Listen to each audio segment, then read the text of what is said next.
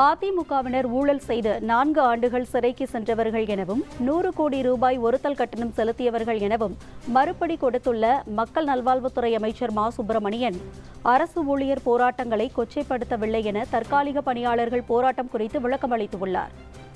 இல்லை, அது கொச்சைப்படுத்துறதுன்னு அவர் நினச்சிக்கிறாரு. அரசு ஊழியர்களான போராட்டத்தை நான் சொல்லலை.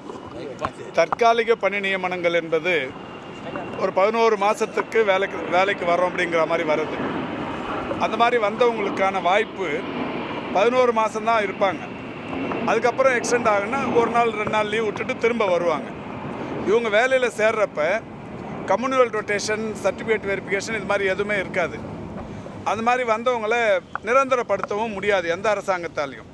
தமிழ்நாடு அரசாங்கம் மட்டும் இல்லை, இந்தியாவில் இருக்கிற 36 மாநில அரசாங்கங்களும் நிரந்தரப்படுத்த முடியாது. அண்ணாமலை எங்கேயாவது பண்ணியிருக்கிறாங்களான்னு ஆதாரத்தோடு கேட்டுங்க, நீங்களே நிரந்தரப்படுத்த முடியாது.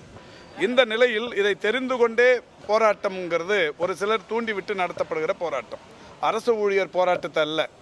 இன்னொன்று அந்த ஊழியர் சங்கங்களையும் அல்ல, ஒரு தனிநபர்களுடைய தூண்டுதல்ங்கிறது ஏற்கனவே இருக்குன்னு நான் ஏற்கனவே கூட சொல்லியிருக்கிறேன். இப்போ எடப்பாடி போன்றவர்கள் சொல்கிறாங்கன்னா, ஒரு 4 வருஷம் அவர் இருந்தார். 4 வருஷம் நான் நேற்றுக்கு கூட சொன்னேன், ஒவ்வொரு நாளுமே ஒரு புத்தகம் போடுற அளவுக்கான குற்றப்பதிவுகள் அந்த ஆட்சியில் இருந்தது. இப்போ நடக்கிற குற்றப்பதிவுகளுக்கு அதுக்கு நீங்கள் கணக்கெடுத்தீங்கன்னா 1000ல் 1 மடங்கு கூட இருக்காது.